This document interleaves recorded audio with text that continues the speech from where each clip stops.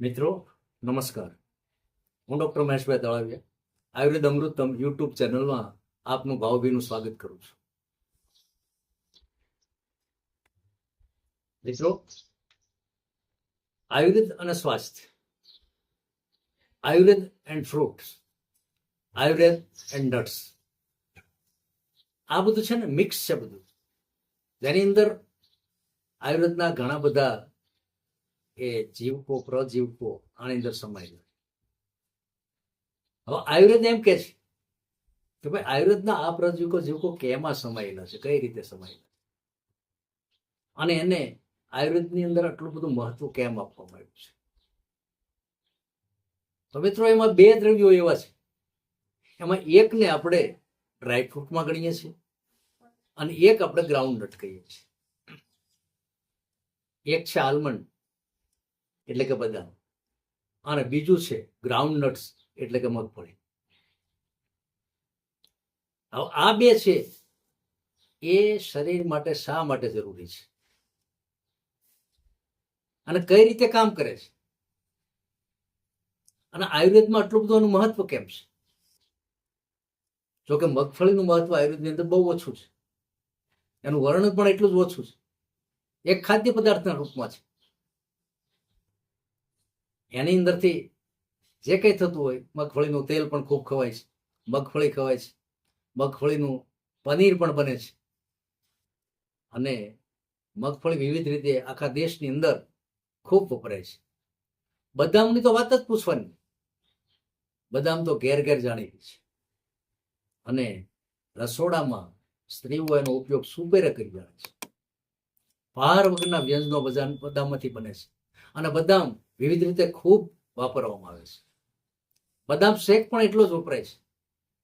પરંતુ મિત્રો, બદામની બે જાત છે. એક આપણે ફોરેનથી આવે છે, જેને અમેરિકન બદામ કહીએ છીએ, અને એક આપણી પોતાની બદામ, એક અફઘાનિસ્તાનમાંથી આવે છે, જેને મામરો બદામ કહેવામાં આવે છે.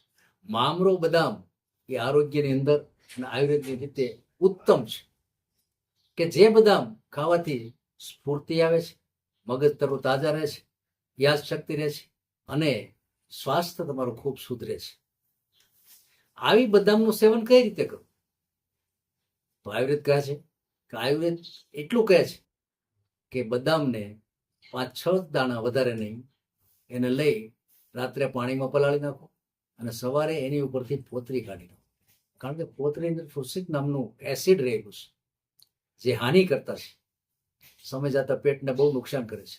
એટલા માટે ઉપરની પોતરી સહિત બદામ ખાવાની મનાય છે. તો સવારે બરોબર કાઢી અને 1 કપ દૂધની અંદર નાખી મિક્સ કરી સાકર નાખવું, અને સ્વસ્થ જે માણસ છે એ આનું સેવન કરે તો એનું આયુષ્ય લંબાય છે. હવે જેને મગજની તકલીફ છે, યાદ શક્તિ રહેતી નથી, વિવિધ રીતે મગજ ચારે બાજુ ઘૂમ્યા કરે છે, એણે સવારે પલાળી અને રાત્રે બદામ ખાવી. બદામનું શેક પણ લઈ શકાય. ગાયનું દૂધ વાપરવું અતિ ઉત્તમ છે. બદામ પાકથી માંડી અને બદામના વિવિધ જે પ્રકારે બજારમાં તૈયાર મળે છે, એનો ઉપયોગ મિત્રો ન કરો.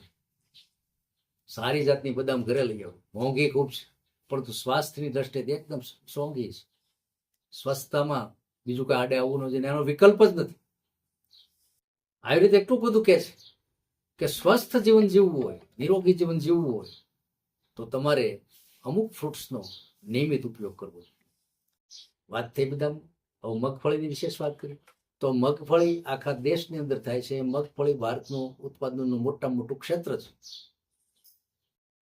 કહેવત છે કે 1 બદામ અને 7 થી 8 મગફળીના દાણા એ પૂરતું છે, બધું સરખું છે. કારણ કે એની અંદર ફાઇટોકેમિકલ્સ બંનેમાં મળે છે. બંનેમાં વિટામિન ઈ મળે છે, બદામમાંય મળે છે અને આમાં પણ મળે છે. સિંગ છે, એના વિવિધ પ્રકાર ઉપયોગ થાય છે. મગફળીના દાણાને પલાળીને ખાઓ તો ખૂબ સરસ કામ આપે છે. એમાં કોઈ ફોતરી કાઢવાની જરૂર નથી. મિત્રો, મગફળીમાંથી વિવિધ પ્રકારના ખૂબ પ્રકારના જે આખા રસાયણો છે, એની અંદર જે વિટામિન્સની તાકાત છે, એ તાકાત એટલીથી વધારે થોડી ઘણી બદામની અંદર છે. પરંતુ મગફળી છે એ પેટને માટે ખૂબ સારી છે. જેને કબજિયાત રહેતું હોય એના માટે તો બંને સારું છે. પરંતુ કબજિયાતની અંદર મુઠ્ઠી જેટલી મગફળી સવારની અંદર ખૂબ ચાવીને ખાવાથી, ઉપર થોડો ગોળ ખાવાથી કબજિયાત નહીં રહેતું નથી અને ગેટ હેલ્થ આપણે ખૂબ સુધરે છે. એટલે પાચન તંત્ર. બીજા નંબરની અંદર કે જેને મગફળી ખાવાની ખૂબ ઈચ્છા થતી હોય એને સવારમાં અથવા તો સાંજે જમ્યા પહેલા થોડી મગફળી એ ખાઈ લેવાની. મગફળી સાકર સાથે ખાવાથી પિત્ત પણ ઘટી જાય છે. મગફળી અને થોડીક સાકર એને ખૂબ ચાવીને ઉતારવાથી એનું પરિણામ ખૂબ સારું આવે છે. મગફળી ઊંઘ માટે ખૂબ સારી છે. ઊંઘ જેને ઓછી આવતી હોય એને મગફળી ચાવીને માથે ગાયનું સહેજ ગરમ દૂધ પીવાથી એમાં ખૂબ રાહત થાય છે. મગફળી માનવજાતનું ઉત્તમ ટોનિક છે, પરંતુ એનો વિવિધ સ્તરે ઉપયોગ થતો નથી. પ્રાકૃત અવસ્થામાં એ ખૂબ સારું કામ આપે છે, પરંતુ એની જ્યારે આપણે સિંગ બનાવીએ છીએ અથવા તેને શેકી નાખીએ છીએ ત્યારે મોટા ભાગના તત્વો એની અંદર ઉડી જાય છે. આ રીતે મગફળી એ માત્ર ને માત્ર કચરો થાય છે. મગફળી ખાવાથી ભૂખ પણ ખૂબ સુંદર લાગે છે, અને ખાસ તો એ છે કે એક મુઠ્ઠી મગફળી રોજ ખાવાથી હૃદય રોગ થવાની સંભાવના 40% જેટલી ઘટી જાય છે. એમાં સ્ત્રીઓને ખાસ એને 70% જેટલું પરિણામ એની અંદરથી મળે છે. હૃદયની તકલીફ હોય તો મિત્રો ખાવી એ સલાહ ડૉક્ટર પાસેથી લઈને જ કરવી, કારણ કે મગફળીની અંદર તેલ હોય છે, 50% જેટલું તેલ હોય છે. એ તેલ છે ને પ્રાકૃત અવસ્થાની અંદર આપણી અંદર જાય છે.